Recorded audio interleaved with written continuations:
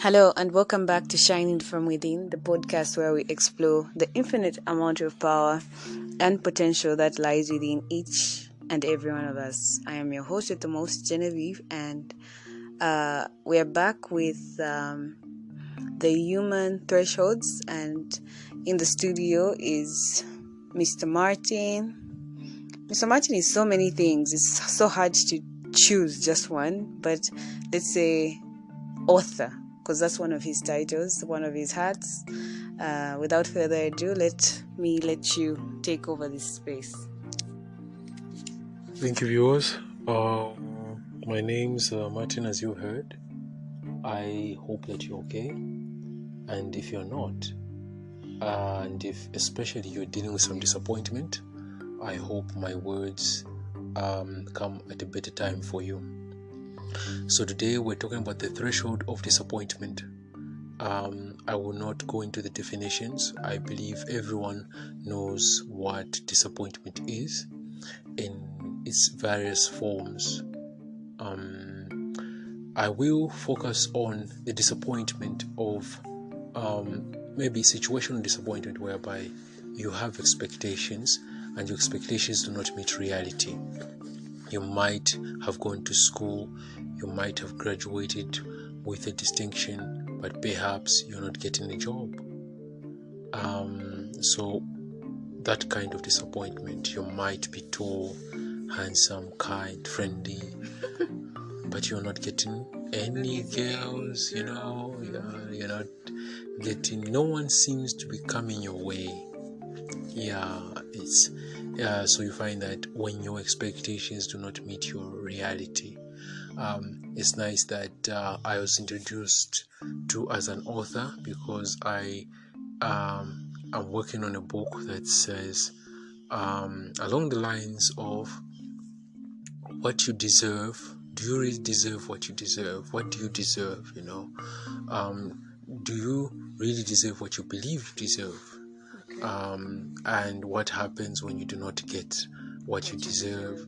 Like many a person upon maybe in a workplace, you've worked there, you've given your hard work, and you believe you deserve a promotion, but so for some awkward reason you never get promoted. Someone else comes and takes that position which you truly believe that you deserve.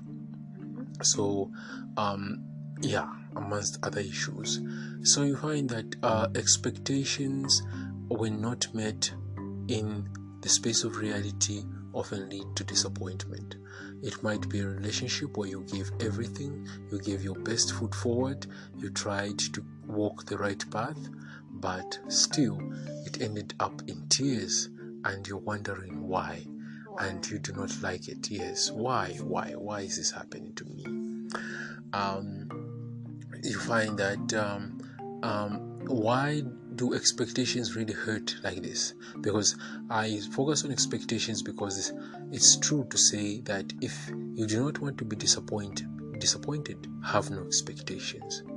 Okay. Yes, but is it really possible to live life without expectations? Yes. So you find that expectations are a big part of our humanity, and depending on what you expect, some people are optimists, some people are pessimistic. So you find that optimists often expect the best, and doesn't mean that they'll always get that best, but you find that they always look at the brighter side of things. Very few things phase them out. Pessimistic people often look at the negative, and the negative, they often do find and stuff. So sometimes they do find a different scenario. You find that it's pessimistic, but it went very, very well, better than they expected. That's a given in our reality. So you find that expectations are something that we should have, and hopefully good expectations for everyone, even people who are listening. So you find that even when I write a book, I expect it to do well. But you find that maybe sometimes there's a lot of work that is put in to avoid perhaps disappointment. Maybe you advertise, you talk to people, you write things that people need to read about, need to see, Yeah. So disappointment is something that you have to manage. Okay. Yes. They say that what happens to you is only 10% of the equation, and how you react is 90%. Yeah, like the common job example of those two people who lost their jobs. One of them says, "Oh hell, there are no jobs, let me just sit at home and stuff." The other one says, "Well, I've also lost a job, but no, there should be a job for me out there." He goes, he begins, he looks and searches, but doesn't find a job, and then decides, well, let me just volunteer at least. He finds a company where he becomes a volunteer. Well, they have no problem since they're not paying him. And then he was the hardest working guy there, always early, late to leave. And then the management position became vacant. And who do you think they chose? They chose that guy. The hardworking guy, the volunteer to become the manager. Yes, because he had proven himself. So you find that how you react to disappointment is very, very crucial. Maybe more crucial than disappointment itself. Yes. So sometimes, especially when it comes to, I'll give some of the most painful experiences of relationships, but even business deals not going right. You feel a lot of pain in that situation. Very, very, very, very painful that situation may be, and you don't know what to do. You're hurt, and that's just 10%. You can rise from that. You're like, oh, you don't understand, Martin. I've lost a lot of time, or I've lost a lot of money. Yes, I do not want to look upon your situation like it's not significant. But you find that with the passage of time, it does tend to become a little bit insignificant. But you find that the way you react is more crucial, because I'll give an example. There was a time I was on my way to a certain city, and I had a tablet. Yeah, it was a Samsung tablet on me. Long story short, it got stolen whilst in transit, and I was going for school. I was going to university for my studies, and my reading material was on that. It was just so convenient to have such a machine for studies, assignments, and all that. And the book was stolen. I mean, the device was stolen. I think I look back at that moment as one of my powerful moments, because I wept for a bit, but I just paused and said, if I keep on weeping, nothing is going to change. Nothing will change. I just have to do something else. Long story short, I just got a small phone. It was Android phone and stuff, and I installed previous softwares I had on the tablet and stuff. Long story short, my journey with that small phone, it became like one of the best phones I've ever had. Yes. Because at the time it came, given the scenario, the situation, the disappointment, it really helped. It wasn't the thing. It wasn't what you wanted. Yes, it wasn't what I wanted, but it really helped. It is something that I think it's something that healed me. I don't know how to say it in technical terms.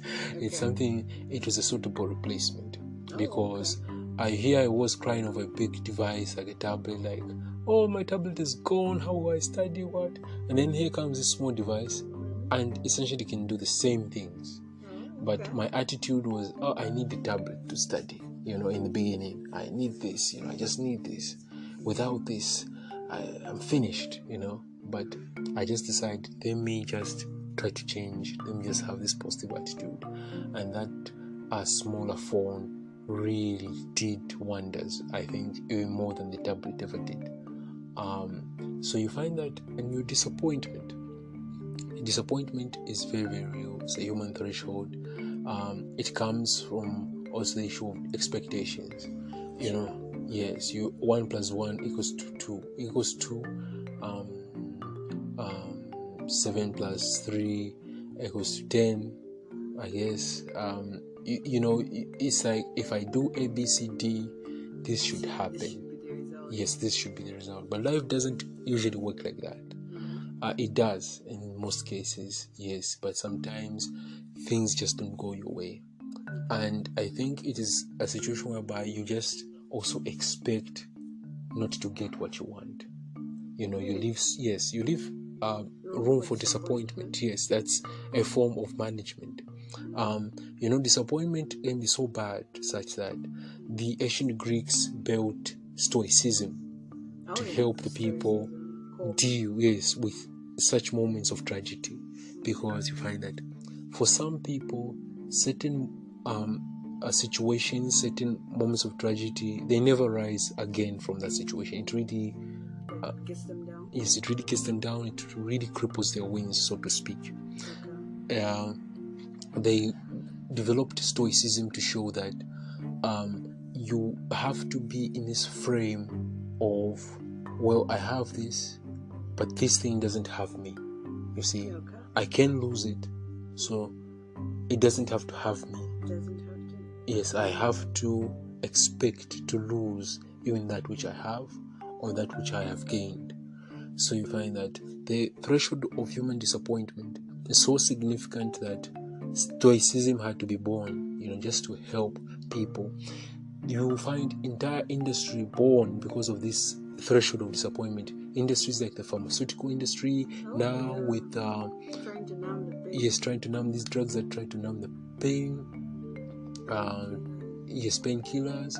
We will talk about psychosocial counseling, therapy, rehab, all built to try to help a human being cope with disappointment and maybe misery.